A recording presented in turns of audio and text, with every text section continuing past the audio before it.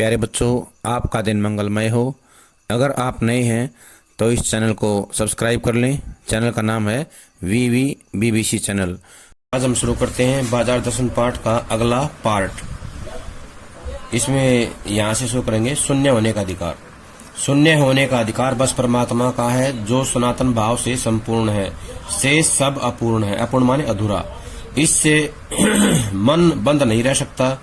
सब इच्छाओं का निरोध कर लोगे, यह झूठ है। और अगर इच्छा निरोध स्तपह का ऐसा ही नकारात्मक अर्थ हो तो वह तप झूठ है। वैसे तप की राह रेगिस्तान को जाती होगी, मोक्ष की राह वह नहीं है। यानी कि इच्छाओं पे हमें नियंत्रण करना चाहिए, उनको जबरदस्ती दबाना नहीं चाहिए, मारना नहीं चाहिए। ठाठ देकर मन को बंद कर रखना जड़ता है। लोभ का यह जीतना नहीं है कि जहाँ लोभ होता है यानी मन में वहाँ नकार हो, यह तो लोभ की ही जीत है और आदमी की हार है। आंख अपनी फोड़ डाली तब लोभनीय के दर्शन से बचे तो क्या हुआ? ऐसे क्या लोभ मिट जाएगा? और कौन कहता है कि आंख फूटने पर रूप दिखना बंद हो जाएगा? क्या आंख बंद करके ही हम सपने नहीं लेते हैं? और वे सपने क्या चैन भंग नहीं करते हैं? इससे मन को बंद कर डालने की कोशिश तो अच्छी नहीं, वह अकार्थ है। यह तो हठ वाला योग है। शायद हठ ही हठ है। हठ माने जिद, योग नहीं है। इससे मन कृश भले ही हो जाए और पीला और अशक्त जैसे विद्वानों का ज्ञान, वह मुक्त ऐसे नहीं होता। इससे वह व्यापक की जगह संकीर्ण और विराट की जगह शूद्र माने होता है छोटा, शूद्र होता है। इसलिए उसका रोम रोम मूंद कर बंद तो मन को करना नहीं चाहिए। वह मन पूर्ण कब है? हम में तो पूर्णता होती तो परमात्मा से अभिन्न हम महाशून्य ही न होते। अपूर्ण है, इसी से हम हैं। सच्चा ज्ञान सदा इसी अपूर्णता के बोध को हम में गहरा करता है। सच्चा कर्म सदा इस अपूर्णता की स्वीकृति के साथ होता है। अतः उपाय कोई वही हो सकता है जो बलात् मन को रोकने को न कहे, जो मन को भी इसलिए सुने क्योंकि वह अप्रयोजनीय रूप में हमें नहीं प्राप्त हुआ है। हाँ, मनमाने पन की छूट मन को न हो, क्योंकि वह अखिल का अंग है, खुद कुल नहीं है। पड़ोस में एक महानुभाव रहते हैं जिनको लोग भगतजी कहते हैं, चूर्ण बेचते हैं। यह काम करते जाने उन्हें कितने वर्ष हो गए, लेकिन किसी एक दिन चूर्ण से उन्होंने 6 आने पैसे से ज्यादा नहीं कमाए। चूर्ण उनका आसपास सरनाम है। सरनाम आता प्रसिद्ध और खुद खूब लोकप्रिय है। कहीं व्यवसाय का गुर पकड़ लेते और उस पर चलते तो आज खुशहाल क्या मालामाल होते। क्या कुछ उनके पास न होता? इधर 10 वर्षों से मैं देख रहा हूँ, उनका चूर्ण हाथों हाथ बिक जाता है, पर वह न उसे थोक देते हैं न व्यापारियों को बेचते हैं। पेशगी ऑर्डर कोई नहीं लेते। पेशगी होता है अग्रिम राशि यानी एडवांस पैसे देना, ऐसा वो कुछ नहीं करते हैं। किसी से नहीं लेते हैं। बंदे वक्त पर बंदा होता निश्चित। बंदे वक्त पर अपनी चूर्ण की पेटी लेकर घर से बाहर हुए नहीं कि देखते 6 आने की कमाई उनकी हो जाती है। लोग उनका चूर्ण लेने को उत्सुक जो रहते हैं, चूर्ण से भी अधिक शायद वह भगत जी के प्रति अपनी सद्भावना का देय देने को उत्सुक रहते हैं। पर 6 आने पूरे हुए नहीं कि भगत जी बाकी चूरन बालकों को मुफ्त बांट देते हैं। कभी ऐसा नहीं हुआ कि कोई उन्हें 25वां पैसा भी दे सके। कभी चूरन में लापरवाही नहीं हुई और कभी रोग होता भी मैंने उन्हें नहीं देखा। अब इस पेज से जुड़े हुए प्रश्न करेंगे। पहला तो यही होगा कि शून्य होने का अधिकार किसका है, तो बताएंगे परमात्मा का। शून्य होने का अधिकार परमात्मा का है। और परमात्मा किससे है? सनातन भाव से संपूर्ण है। परमात्मा किससे पूर्ण है? सनातन भाव से संपूर्ण है या पूर्ण है। अपूर्ण क्या है? शेष सब कुछ। परमात्मा को छोड़कर इस संसार में जो कुछ भी है वो है अपूर्ण, अधूरा है। अगला प्रश्न आएगा, मन के साथ हमें कैसा भाव नहीं रखना चाहिए? बंद करने का। मन को हमें बंद नहीं करना चाहिए। इच्छाओं का निरोध करना होता है, जबरदस्ती मार देना, रोक देना। हमें इच्छाओं को रोकना नहीं चाहिए।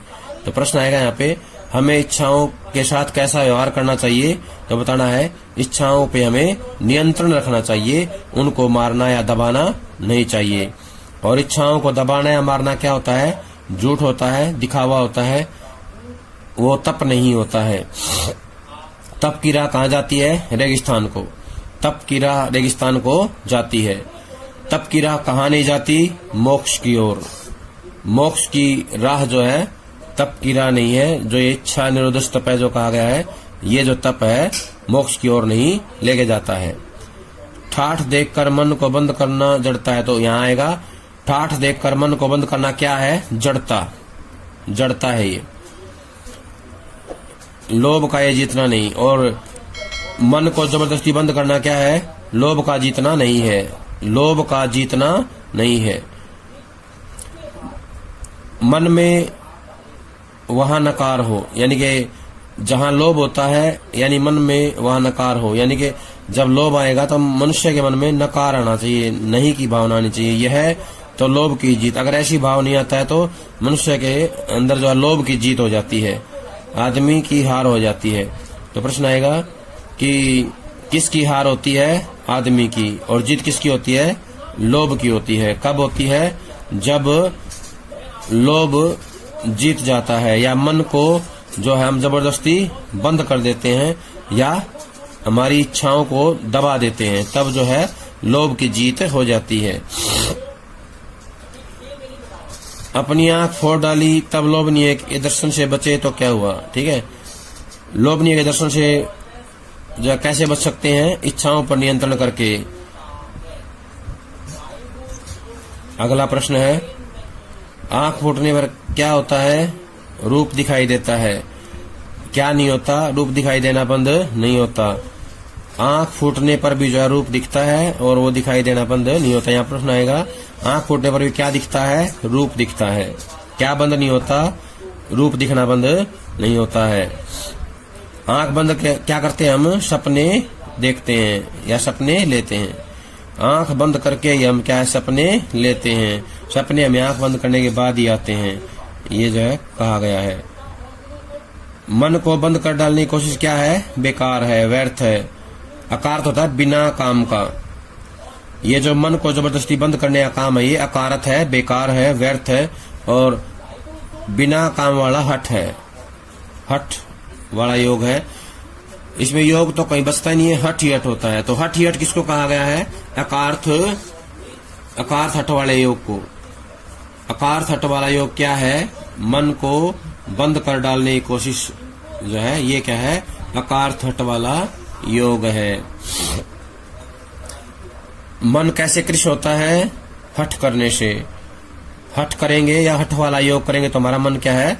कृश हो जाएगा, दुबला हो जाएगा, कमजोर हो जाएगा। पीला और अशक्त जैसे विद्वानों का ज्ञान, जैसे विद्वानों का ज्ञान जो है व्यर्थ हो जाता है, बेकार हो जाता है, ठीक ऐसे ही जो है हमारा मन भी जो है पीला और अशक्त हो जाता है, कमजोर हो जाता है। वह मुक्त ऐसे नहीं होता और मुक्त नहीं होता है। इससे वह व्यापक की जगह संकीर्ण और विराट की जगह शुद्र हो जाता है। तो बताना है कि मन जो है कैसा होता है? व्यापक की जगह तो संकीर्ण हो जाता है। कौन? मन। मन जो है हमारा व्यापक की जगह संकीर्ण हो जाता है और विराट की जगह शुद्र हो जाता है।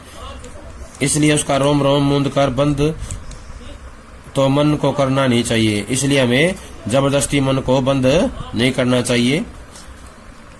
वह मन पूर्ण कब है? हम में पूर्णता होती तो परमात्मा से अभिन्न हम महाशून्य ही न होते। यानी कि अगर हमारे अंदर पूर्णता होती तो हम जो है परमात्मा से अभिन्न हम महाशून्य ही न होते। कहने का आशय है कि हम पूर्ण नहीं हैं, पूर्ण केवल परमात्मा है, ईश्वर है।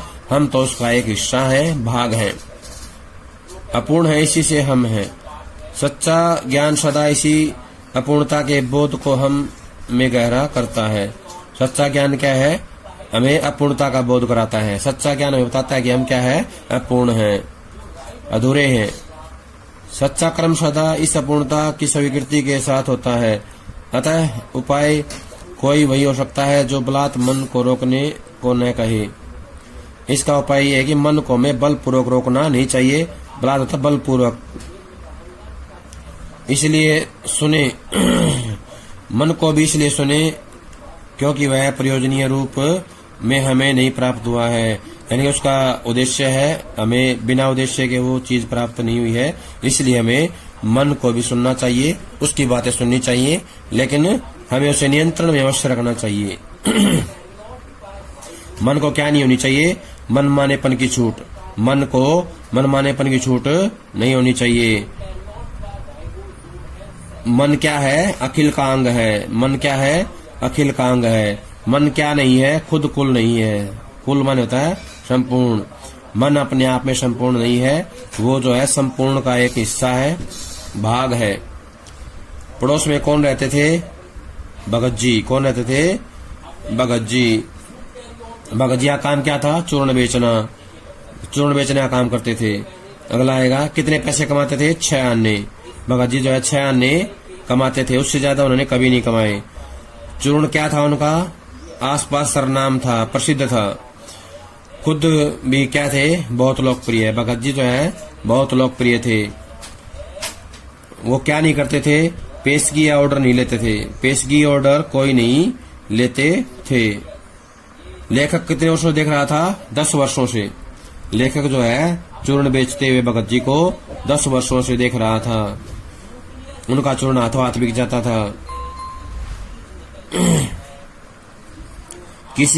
कोई भी व्यक्ति ने कौन सा पैसा दे सकता? 25वां पैसा। कौन सा? किसी की हिम्मत नहीं थी कि भगत जी को 25वां पैसा दे सके। यहाँ पे प्रश्न आएगा, भगत जी को कोई भी कितने पैसे नहीं दे सकता था? 25वां पैसा। 25वां पैसा भी उनको कोई नहीं दे सकता था। भगत जी 6 आने पूरे होने बाद क्या करते थे? बचे हुए चूर्ण को बच्चों में फ्री में बांट देते थे। बच्चों में फ्री में बांट देते थे। लोग किस लिए उत्सुक रहते थे? भगत जी का चूर्ण खरीदने के लिए। भगत जी से चूर्ण खरीदने के लिए जो है हमेशा तैयार रहते थे। किस में लापरवाही नहीं होती थी? चूर्ण में। चूर्ण में कभी कोई लापरवाही नहीं होती थी। लेखक ने किसको रोग नहीं होते देखा? भगत जी को। भगत जी को कभी कोई रोग होते नहीं देखा था। इस और तो नहीं, लेकिन इतना मुझे निश्चय मालूम होता है कि इन चूर्ण वाले भगत जी पर बाजार का जादू नहीं चल सकता। कहीं आप भूल न कर बैठिएगा। इन पंक्तियों को लिखने वाला मैं चूर्ण नहीं बेचता हूँ। जी नहीं, ऐसी हल्की बात भी न सोचिएगा। यह समझिएगा कि लेख के किसी भी मान्य पाठक से उस चूर्ण वाले को श्रेष्ठ बताने की मैं हिम्मत कर सकता हूँ। क्या जाने उस भोले आदमी को अक्षर ज्ञान तक भी है या नहीं, और बड़ी बातें तो उसे मालूम क्या होंगी, और हम आप न जाने कितनी बड़ी बड़ी बातें जानते हैं। इससे यह तो हो सकता है कि वह चूर्ण वाला भगत जी हम लोगों के सामने एकदम नाचीज माने होता है, जिसका कोई मूल्य नहीं है, मूल्यहीन या जिसका मूल्य नहीं है। नाचीज आदमी हो, नाचीज माने छोटा भी होता है।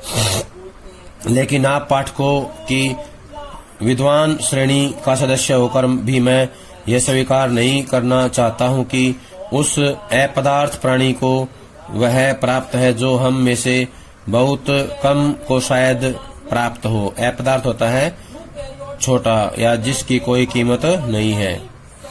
उस पर बाजार का जादू वार नहीं कर पाता। माल बिछा रहता है और उसका मन अडिग रहता है। पैसा उससे आगे होकर भीख मांगता है कि मुझे लो, लेकिन उसके मन में पैसे पर दया नहीं समाती। वह निर्मम व्यक्ति पैसे को अपने आहत होता है घायल गौरव में बिलखता ही छोड़ देता है। ऐसे आदमी के आगे क्या पैसे की व्यंग्य शक्ति कुछ भी चली होगी? क्या वह शक्ति कुंठित रहकर शैलज ही न हो जाती होगी? पैसे की व्यंग्य शक्ति की सुनिए, वह दारुण है, दारुणता कठोर।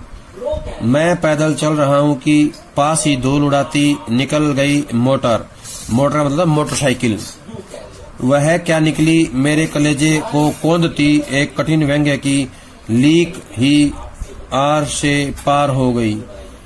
कलेजा होता है हृदय, कौंधती माने होता है गूंजती हुई या हृदय को कंपाती हुई। कठिन होता है बहुत ही दुष्कर। व्यंग्य होता है हमारे जीवन में कटाक्ष। लीक होता है परंपरा, यानी कि उस मोटर बाइक ने हमारे हृदय में क्या कर दिया, एक व्यंग्य पैदा कर दिया।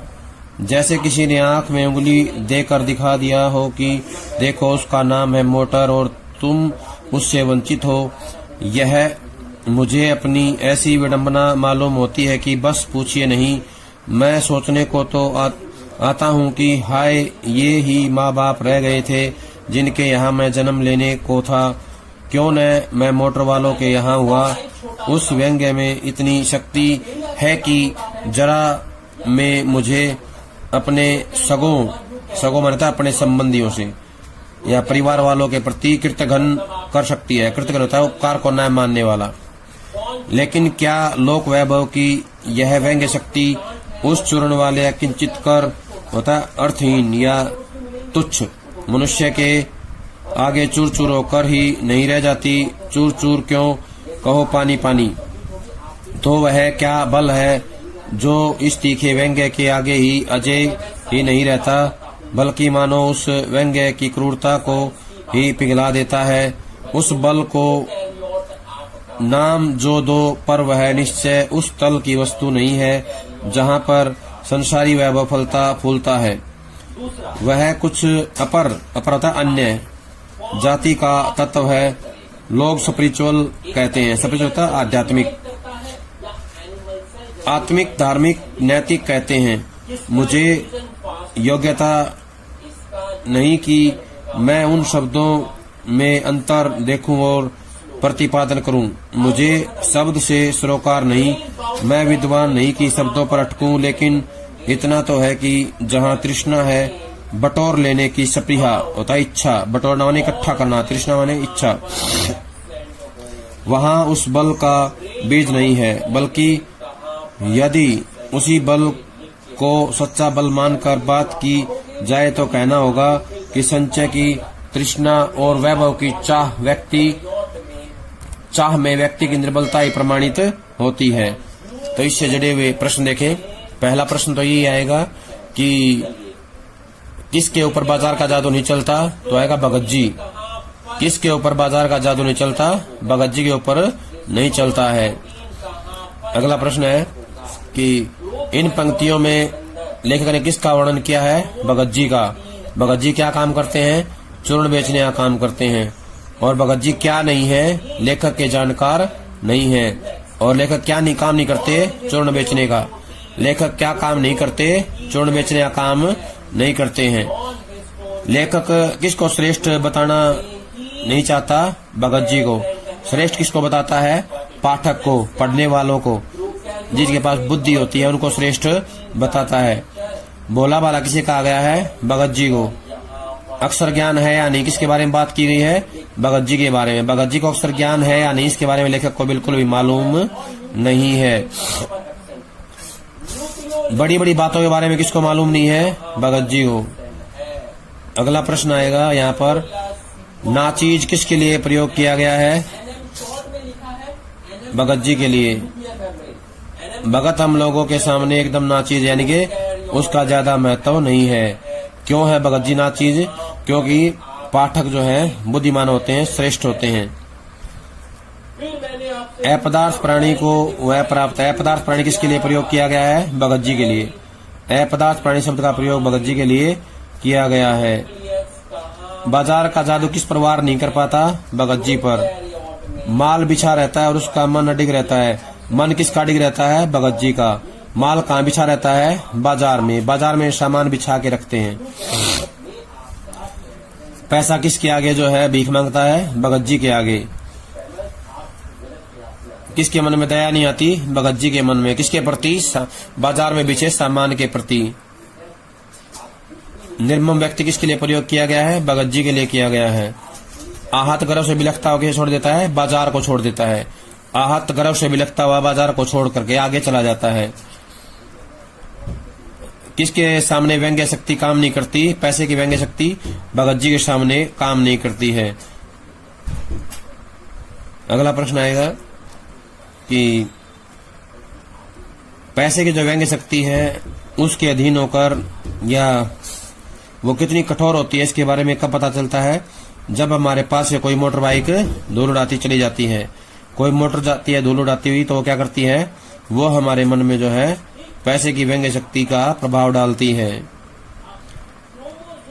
वह हमारे कलेजे को कौंधती हुई कठिन व्यंग्य की लीक ही आर से पार हो गई।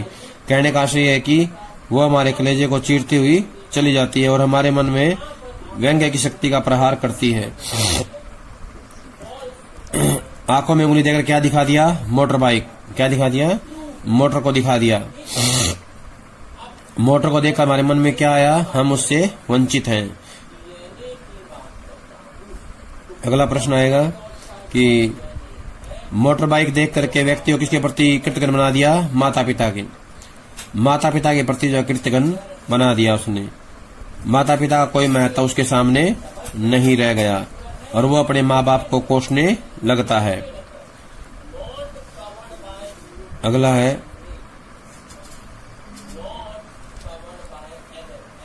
अपने शकों के प्रति कौन शक्ति कृतज्ञ बनाती है? बताना है। व्यंग्य की शक्ति या पैसे की व्यंग्य शक्ति। अकिंचित किसको कहा गया है? अकिंचित कर जो है भगत जी को कहा गया है। अकिंचित कर भगत जी को कहा गया है। अकिंचित का मतलब होता है अर्थहीन। क्या होता है? अर्थहीन। लोक वैभव की यह व्यंग्य शक्ति किसके सामने चूर चूर हो जाती है? भगत जी के सामने। किसके सामने? भगत जी के सामने। चूर चूर ही क्यों पानी पानी होती है? किसके सामने होती है? भगत जी के सामने।